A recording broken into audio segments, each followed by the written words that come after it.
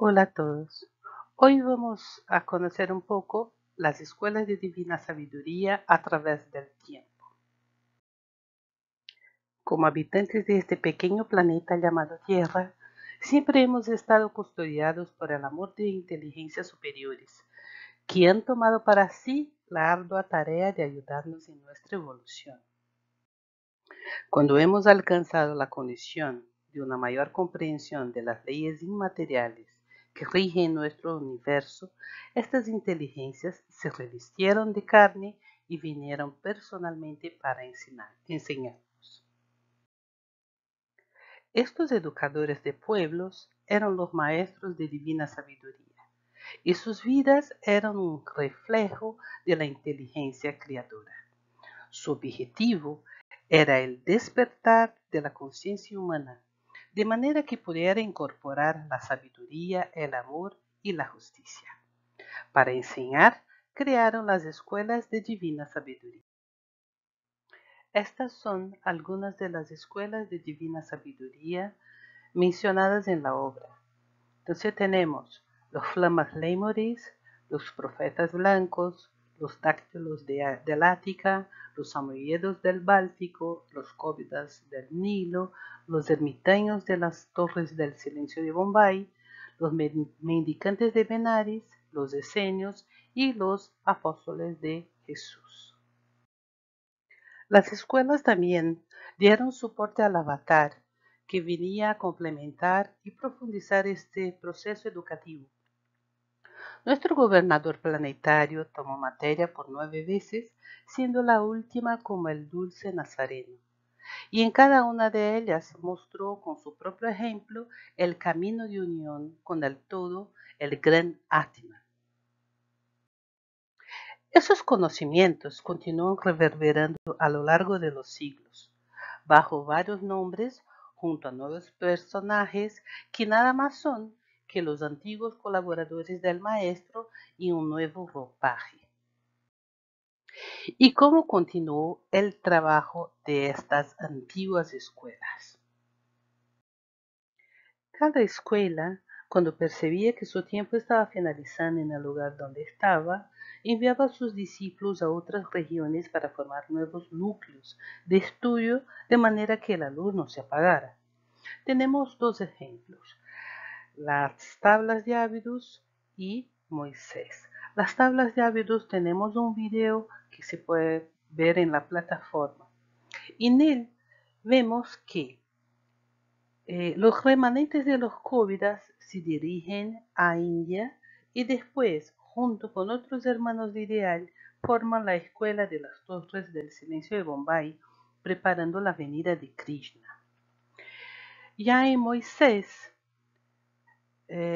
después que él cría su escuela, elige entre los más fieles y capaces de los discípulos y comparte con ellos sus conocimientos. Una vez que estaban preparados, los envía a los 4 puntos cardinales para mantener encendida la llama de las verdades divinas. Entonces 3 van al Monte Meto, 3 a las Torres del Silencio porque los últimos flamas ya estaban terminando sus vidas, 3 a Mauritania y 3 fueran al Monte Moab, que con el tiempo tomara el nombre de Esenios, los cuales fueran el soporte espiritual en su última vida mesiánica como Jesús. Las escuelas de la divina sabiduría continuarán existiendo, haciendo su trabajo silencioso de difusión de las verdades divinas, a menudo a costo de sus propias vidas. Esto porque en todos los tiempos hubo almas sedientas de conocimiento, de espiritualidad, de acercarse a Dios, así como aquellos cuyo amor al poder y codicia veía en ellas un obstáculo a sus conquistas, rodeando y aniquilando a aquellos que pudieran despertar las multitudes para algo mayor que sus existencias. Como la semilla que cae entre las piedras, el conocimiento nunca se pierde, porque sin que uno se dé cuenta, va creciendo hasta que se convierte en un gran árbol. Un ejemplo que tenemos es Hermes Trismegisto. Su trabajo inicial se pierde en la noche de los tiempos, pero los conceptos revelados por él reverberan hasta los días actuales. El compendio de conocimientos que enseñó forma parte de lo que llamamos hermetismo. Se sabe que fue un maestro que influyó en varias culturas. Incluso en la Iglesia encontramos vestigios de sus concepciones. De su obra lo que queda son fragmentos como Minerva Mundi, Tabla de Esmeralda y Corpus Hermeticum. Pero se sabe que él hizo 45 tratados de medicina, siendo perdido buena parte de ellos. En Orígenes de la civilización adámica, en el capítulo Se levanta el velo, tenemos la descripción de Kermeke de Tregisto, que posteriormente la historia pasa a llamar Hermes Trismegisto, o sea, Hermes 3 veces grande. Él era un patriarca atlante contemporáneo a Anfión. Encuentra en la región del Nilo a Flan, una encarnación de Vesta, y Osiris, que era Anade de Askersa, que después reencarnaría como el Kar de Talpaquén. Este era el último patriarca de los profetas blancos. Flan vino del norte y Osiris de Atlántida. Todos ellos eran seguidores de Evanaos, así como Kermeke. Evanaos, es decir, el gran padre sirio, que era quien eligió a los 70 mesías para sembra de la verdad en este universo. Kermeke, Flan y Osiris construyeron un gran templo piramidal, que además de observatorio astronómico, sería el archivo de las edades y el archivo de la sagrada historia del alma humana. También marcaría los miles de siglos que deberían pasar hasta que el planeta entrara en una nueva era. También levantaron la esfinge de Gizeh como un símbolo del hombre que supera su parte instintiva y adquiere conciencia de las grandes claridades divinas.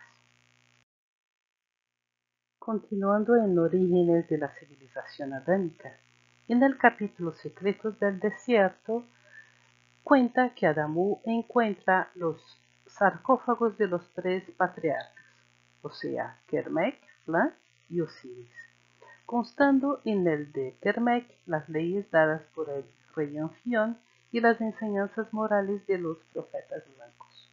Sin duda, sus conocimientos junto con los otros patriarcas formaron la base del conocimiento Cóvida, cuyas leyes y principios están bellamente explicados en el video Ley de los Cóvidas en esta plataforma.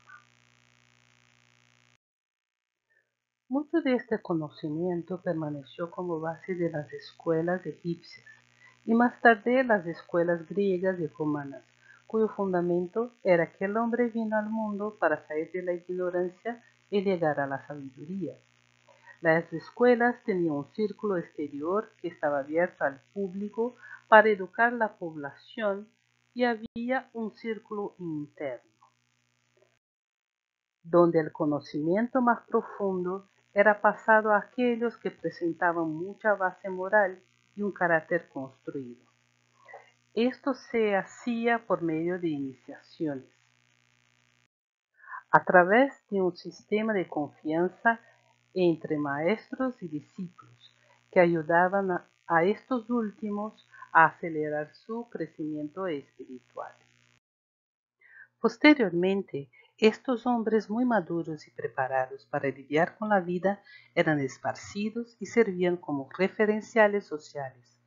La sociedad, al admirar a estas personas, se inspiraba para ser un buscador de la sabiduría. Así, vemos que el foco de las antiguas escuelas de sabiduría era la formación, no la información.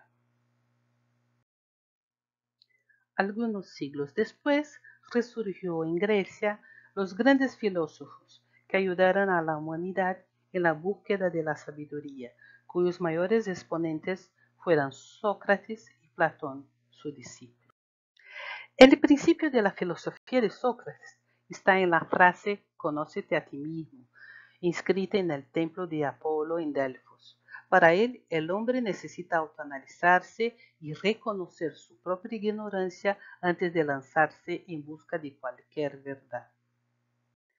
Platón, su discípulo, basaba su filosofía en la teoría de que el mundo que percibimos con nuestros sentidos es un mundo ilusorio y el mundo espiritual es más elevado, eterno, donde lo que existe verdaderamente son las ideas que solo la razón puede conocer. Él tenía una profunda fe en la razón y en la virtud, adoptando el lema de su maestro Sócrates: el sabio es virtuoso. Y decía, el conocimiento solo es útil cuando nos hace mejores. Siempre hubo algunas almas abnegadas que mantuvieran encendida la llama, guardando estos escritos para que sobrevivieran a los periodos de guerra, de ignorancia y persecuciones. Vemos que la preservación del conocimiento por pocos, a través de los tiempos, muestra que a lo largo de la historia, siempre que la humanidad lo necesite, este conocimiento resurgirá. Así fue en la Edad Media. Durante este periodo, este conocimiento se mantuvo a través de los alquimistas, cuyo simbolismo de la piedra filosofal que transforma el plomo en oro era la transformación del hombre bruto en hombre consciente. Estos pensadores lograron escapar de la Inquisición al mantener este simbolismo como un evento real, transformar el plomo en oro en vez de dejar claro que era una transformación de cuño espiritual. Pero también tuvimos la presencia de algunas almas que con su ejemplo y sacrificio han traído mudanzas en la mentalidad de la época, como San Francisco de Asís y San Antonio de Padua. Cuando surge el Renacimiento, Cosme de Medici funda una escuela filosófica en Italia, trayendo varios pensadores, filósofos, trayendo otra vez este conocimiento de las antiguas escuelas y que ha influenciado a muchos artistas como Botticelli, Da Vinci y otros, ¿no? El Renacimiento trae el inicio de la era moderna, con avances científicos en las artes y en el pensamiento. Después llegamos a la era contemporánea, donde hubo mayor impulso de la ciencia a través de nuevos conocimientos científicos, y la ciencia se distancia de la religión. Las concepciones de libertad, igualdad y fraternidad de la Revolución Francesa comienzan a influir en el pensamiento político y social de otras naciones. En términos de estudios de la vida espiritual, tuvimos una gran expansión y difusión del conocimiento exotérico y esotérico. A continuación, vamos a conocer a algunas personas que se destacaron en el sentido de transmitir el conocimiento espiritual a la humanidad. Estos son los nuevos alquimistas, los nuevos despertadores de la humanidad. La primera persona que tenemos es Elena Blavatsky. Ella era una estudiosa y escritora que buscaba su crecimiento espiritual y el conocimiento esotérico, viajando por el mundo. Encontró varios maestros que la ayudaron en el desarrollo de sus facultades psíquicas. En 1875 creó la Sociedad Teosófica, con el objetivo de fundar un núcleo de fraternidad humana y difundir las ideas que trajo a la luz. Ella no era una persona que pretendía fundar una nueva religión o titularse propietaria o autora de las ideas que trajo. Presentó en verdad al mundo occidental una síntesis de conceptos, técnicas, interpretaciones y una gran variedad de fuentes filosóficas, científicas, religiosas, organizando todo esto en un cuerpo de conocimiento estructurado, lógico, coherente, componiendo una visión positiva del universo y del hombre. Luchó contra todas las formas de intolerancia y prejuicio, atacó el materialismo y el escepticismo arrogante de la ciencia y predicó la fraternidad universal. Una otra persona que se destacó en la edad contemporánea fue Allan Kardec. En verdad, Allan Kardec era el seudónimo de Hippolyte Léon Denisard Rivail, un educador, escritor y traductor francés. Él fue el codificador del espiritismo y principal investigador de los fenómenos espíritas que dieron origen a la doctrina espírita. Él se ponía como codificador con la ayuda de los espíritus superiores, en nombre del espíritu de verdad. Entonces no se puso como si fueran sus ideas, pero algo que vino de una egrégora espiritual. De todos sus estudios, tantos años, publicó 5 obras principales que son el Libro de los Espíritus, Libro de los Medios, Evangelio según el Espiritismo, Cielo e Infierno y la Génesis. Fundó también la Revista Espírita y la Sociedad Parisiense de Estudios Espíritas. Él trajo una nueva visión del mundo espiritual y de las leyes que lo gobiernan. El espiritismo trae algunos conceptos interesantes. Lo primero es que tiene Jesús como orientador espiritual del planeta. También el objetivo del ser es la evolución, la ampliación de su conciencia a través de la adquisición de conocimiento. La reencarnación es una herramienta de evolución del ser. El ser humano tiene el libre albedrío, pero está sujeto a ley de causa-efecto, siendo responsable por los frutos de sus acciones. También ve que considera todos los seres humanos como medios. El espiritismo tuvo un mayor desarrollo en Brasil, destacándose ahí entre los varios medios que existieran Chico Xavier, que psicografió más de 400 libros. A pesar de no seguir la estructura de las antiguas escuelas de divina sabiduría, el espiritismo trae muchas informaciones que complementan los conocimientos transmitidos por ellas. La venida del espiritismo ocurre en un momento en que el alma ya está un poco más consciente y despierta. Y por fin traemos a Josefa Rosalía Luque Álvarez, nuestra amada mamina, una sensitiva que visitó los archivos de la luz y en más de 30 años de escritura trajo lo que denominamos la obra, que es compuesta por los libros Orígenes de la Civilización Adámica, Moisés, Arpas Eternas y Cumbres y Llanuras. Además de eso, escribió algunas joyas espirituales como El Huerto Escondido y paráfrasis de la Imitación del Cristo.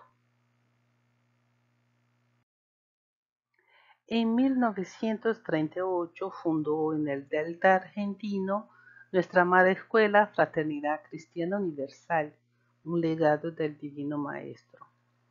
La escuela es uno de los infinitos senderos que elige el alma para su perfeccionamiento moral, espiritual e intelectual.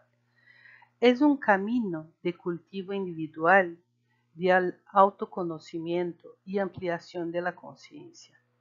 El libro Llave de Oro reúne mensajes con orientaciones de los maestros sobre este sendero interno que vamos recorriendo, los 7 portales de crecimiento espiritual.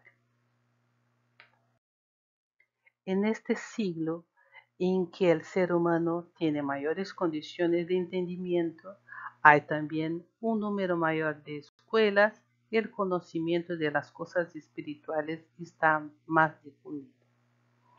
La Escuela de Fraternidad Cristiana Universal es un camino de cultivo individual, de autoconocimiento y ampliación de la conciencia, que ayudará a quien lo eligió a ir con voluntad firme, desbrozar las malezas de su jardín, hasta dejar al descubierto su templo donde la divinidad te hará partícipe de sus tesoros, que son la paz, la sabiduría y el amor. Hoy la iniciación es interna y el maestro que nos conduce es espiritual. La obra nos apoya en este camino. En ella encontramos los compañeros de jornada, hombres y mujeres comunes que van poco a poco superando a sí mismos, convirtiéndose en personas más sabias. Encontramos en sus líneas el conocimiento de las antiguas escuelas de divina sabiduría, mostrando que lo que es verdadero no lo deja de ser, ni en el tiempo y ni en el espacio. Gracias a todos por acompañarme hasta aquí y hasta pronto.